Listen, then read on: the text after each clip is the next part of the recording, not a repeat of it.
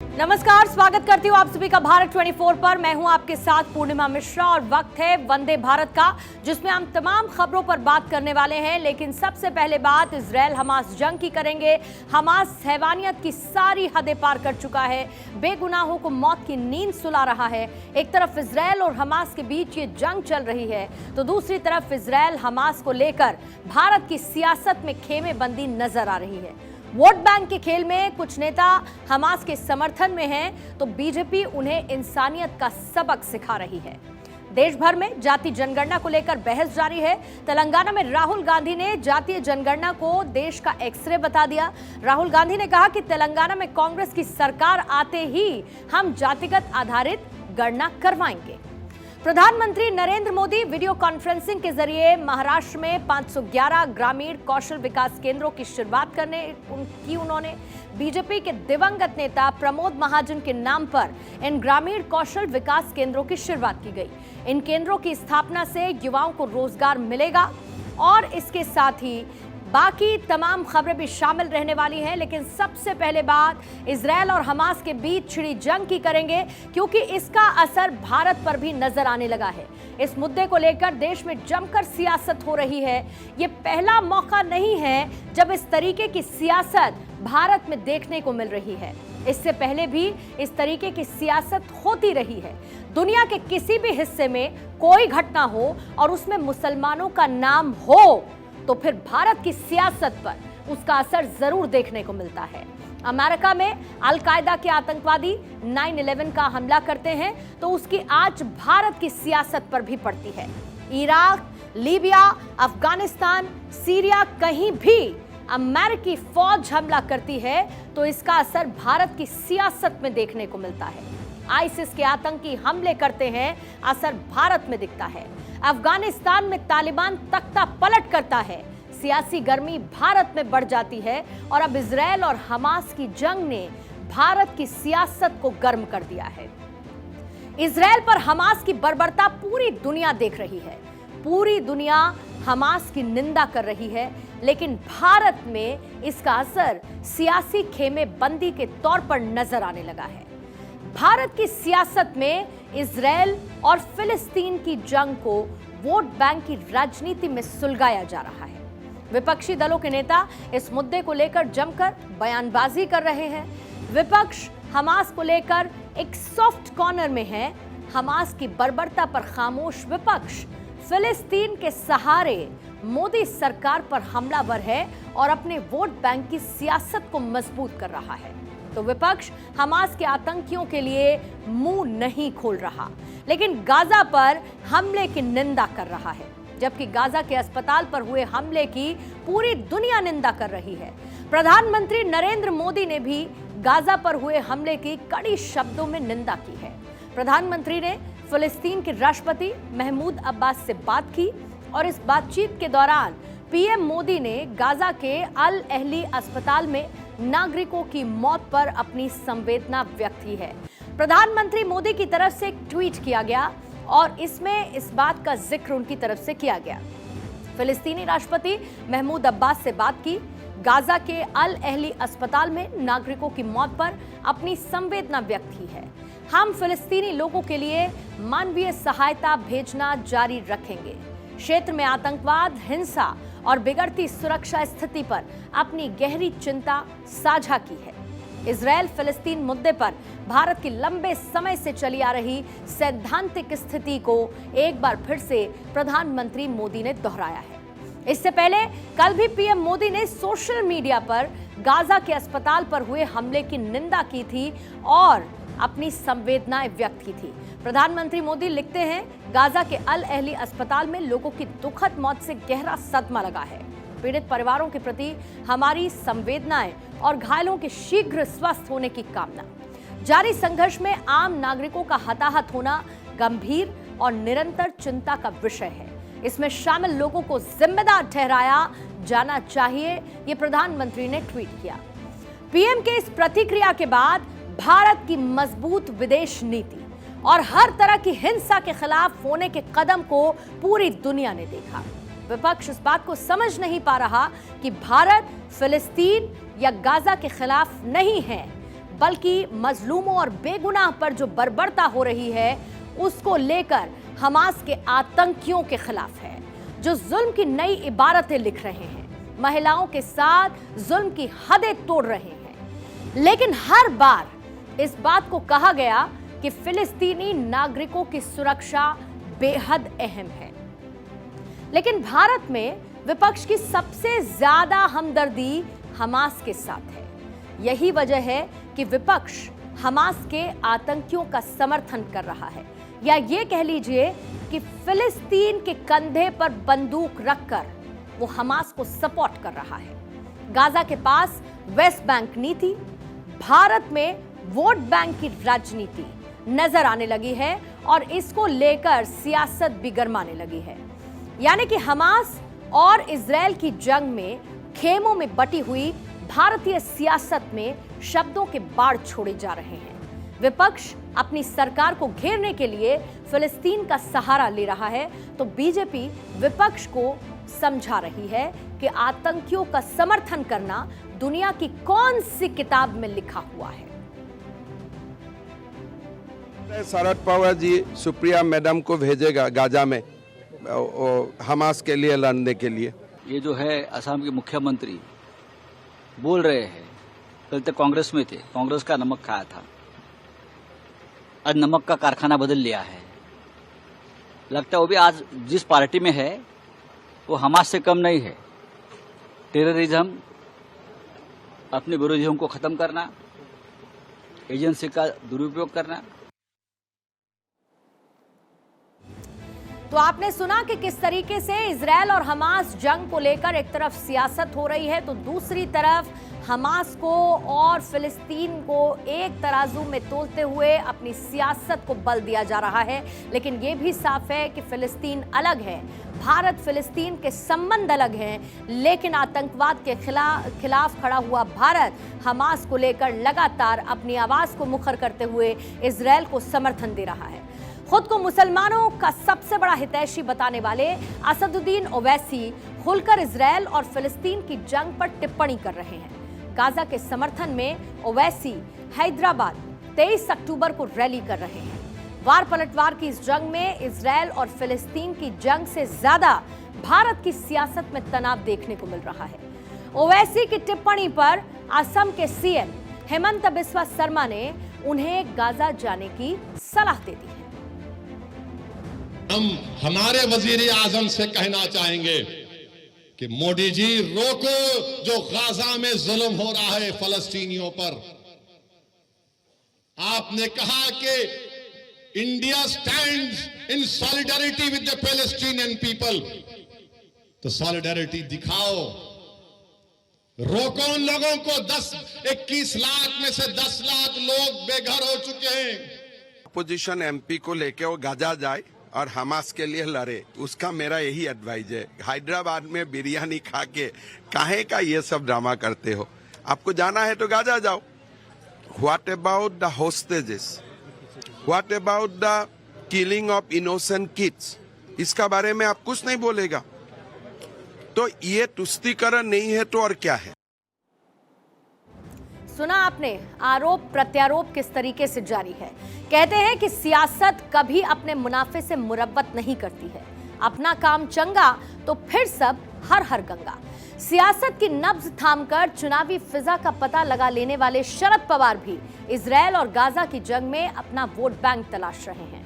शरद का कहना है कि पूर्व पीएम अटल बिहारी वाजपेयी, राजीव गांधी और इंदिरा गांधी सब फिलिस्तीन के साथ खड़े हैं, तो हम भारत की इस नीति को कंटिन्यू कर रहे हैं। अगर फिलिस्तीनी लोगों की जो समस्या है, इसको हमेशा भारत ने समर्थन दिया, वह हम कंटिन्यू करेंगे।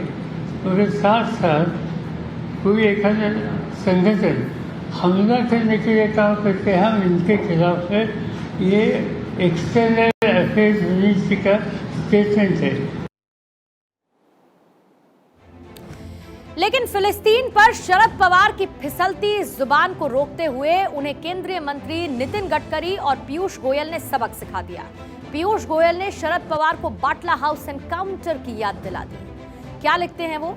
शरद पवार जैसे वरिष्ठ राजनेताओं के लिए यह समझना जरूरी है कि राष्ट्र के हित और राष्ट्रीय सुरक्षा को कभी भी राजनीतिक विचारों से प्रभावित नहीं किया जाना चाहिए। राष्ट्रीय सुरक्षा एक सर्वोपरि चिंता है। आतंकवाद के खिलाफ एक एकीकृत मोर्चे की जरूरत है। इसके साथ पीयूष गोयल क्या लिखते हैं? पवार जी उसी सरकार का हिस्सा थे जिसने बाटला हाउस एनकाउंटर पर भी आंसू बहाए और भारत की धरती पर आतंकी हमले होते हुए सोए रहे। इसी सड़ी हुई मानसिकता को रोकना होगा। मुझे उम्मीद है कि पवार जी कम से कम अब पहले राष्ट्र के बारे में सोचेंगे। इसी बीच में महाराष्ट्र के डेप्यूटी सीएम देवेंद्र फडणवीस क्या लिखते हैं? एनसीपी प्रमुख शरद पवार से वो अनुरोध करते हुए कहते हैं कि इस समय वोट बैंक की राजनीति के बारे में न सोचें, बल्कि आतंकवाद की कड़ी निंदा करें। देवेंद्र फडणवीस ने कहा कि भारत किसी भी रूप में और किसी के भी खिलाफ आतंकवाद का हमेशा से विरोध करता रहा है। देवेंद्र फडणवीस डेप्यूटी सीएम ये भी कहते हैं कि इजरायल फिलिस्तीन विवाद पर भारत ने कभी अपना रुख नहीं बदला है। भारत किसी भी रूप में और किसी के भी खिलाफ आतंकवाद का विरोध लगातार करता रहेगा, जैसा कि अभी मैंने आपको बताया कि ये बोला गया है देवेंद्र फडणवीस की तरफ से। अब इसी बीच में केंद्रीय मंत्री गिरिराज सिंह क्या कहते हैं? वो ये कहते हैं कि इजरायल और फिलिस्तीन की जंग में वोट बैंक की सियासत पर केंद्रीय मंत्री गिरिराज सिंह दो टूक बात करते हुए नजर आए। भारत के फिलिस्तीन के विरोध में नहीं है, भारत फिलिस्तीन के विरोध में नहीं है, ये उन्होंने कहा। भारत हमास जैसे आतंकियों का विरोध कर रहा है और करता रहेगा। फिलिस्तीनी को नरेंद्र मोदी भी समर्थन कर रहे हैं, लेकिन हमास जैसे आतंकवादी को हम नहीं समर्थन करते। वोट बैंक की सियासत में हर नेता बहती गंगा में हाथ धोना चाहता है।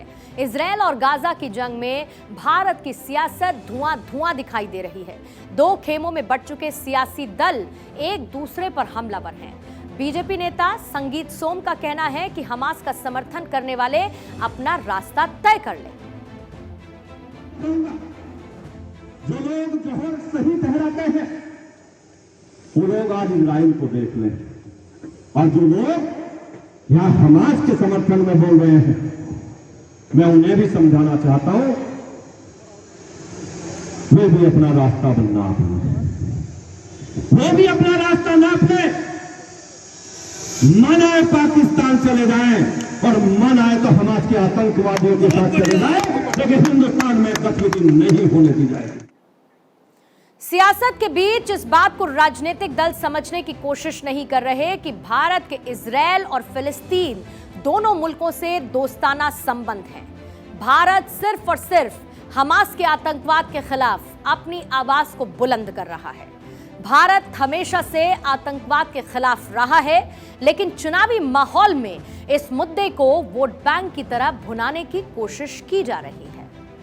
गाजा को लेकर कांग्रेस की महासचिव प्रियंका गांधी ने भी अपनी तकलीफ का इजहार किया। प्रियंका गांधी का कहना है कि गाजा में जो हो रहा है उसकी निंदा करने के लिए उनके पास शब्द नहीं है। क्या लिखती हैं वो? अस्पतालों पर बमबारी, बच्चों की हत्या, नागरिकों को भोजन, पानी और दवाइयों की आपूर्ति में रुकावट। गाजा में जो भयावहता हो रही है उसकी निंदा करने के लिए पर्याप्त शब्द नहीं है।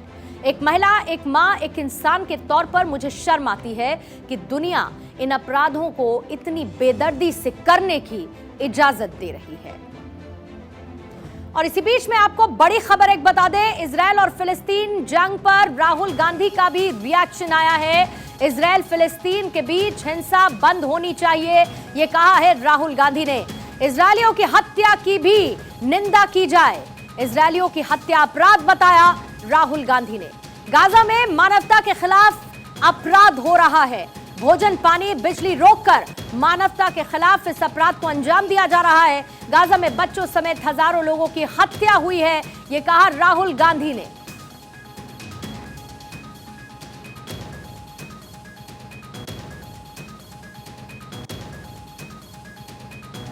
Resolution is very, very clear.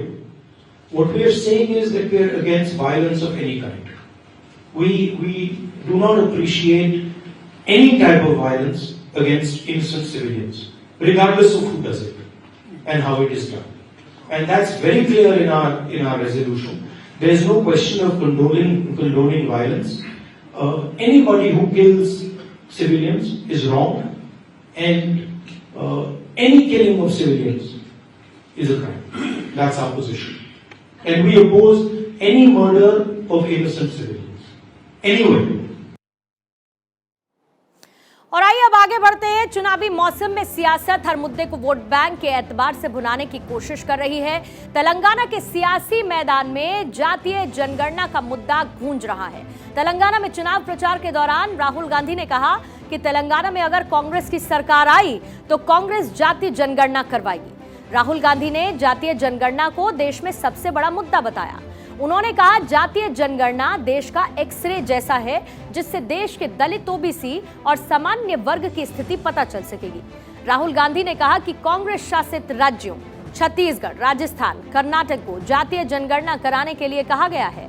Rahul जो बयान देते हुए नजर आए उसमें उन्होंने जातीय जनगणना को जरूरी बताया। क्या कुछ उन्होंने कहा है, आइए आपको डिटेल के जरिए बता देती हूं।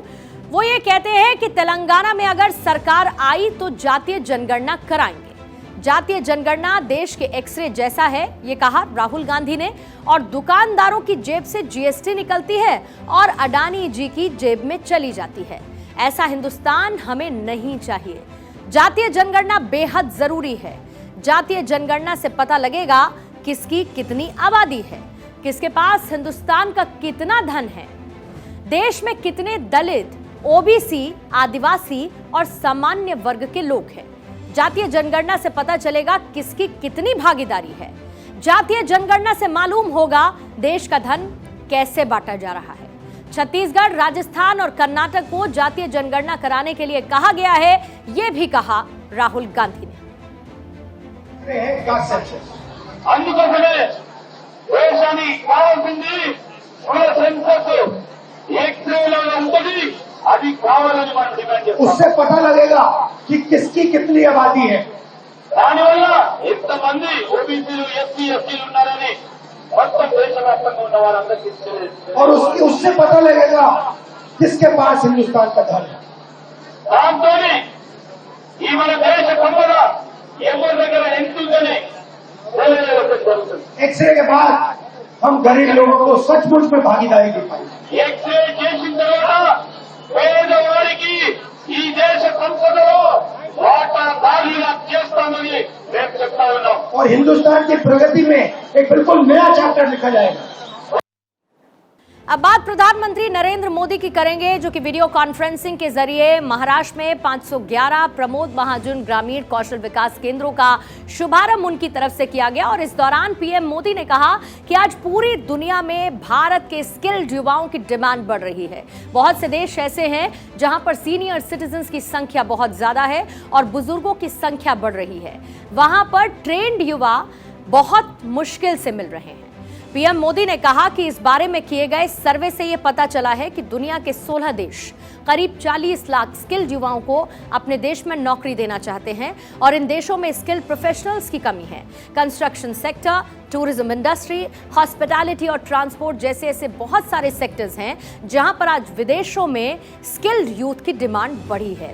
जाहिर है कि बेरोजगारी पर प्रधानमंत्री मोदी का ये आघात है। कौशल विकास केंद्रों की शुरुआत महाराष्ट्र के ऐसे 34 जिले हैं जिसमें सेंटर बनाए गए हैं। 511 प्रमोद महाजन ग्रामीण स्किल डेवलपमेंट सेंटर। और आपको याद होगा कि प्रधानमंत्री की तरफ से हर बार स्किल्ड यूथ को बढ़ावा देने के लिए कई बार जिक्र किया गया है। आज पूरी दुनिया में भारत के स्किल्ड युवाओं की डिमांड बढ़ रही है। बहुत से देश ऐसे हैं जहां पर सीनियर सिटीजन्स की संख्या बहुत ज्यादा है, बुजुर्ग की संख्या बढ़ रही है और ट्रेन युवा बड़ी मुश्किल से मिल रहे हैं। इस बारे में किए गए सर्वे ये बताते हैं कि दुनिया के 16 देश करीब करीब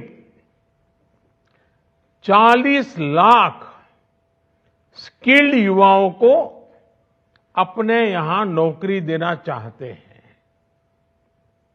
इन देशों में स्किल्ड प्रोफेशनल्स की भी उसकी कमी की वजह से ये देश दूसरे देशों पर निर्भर है।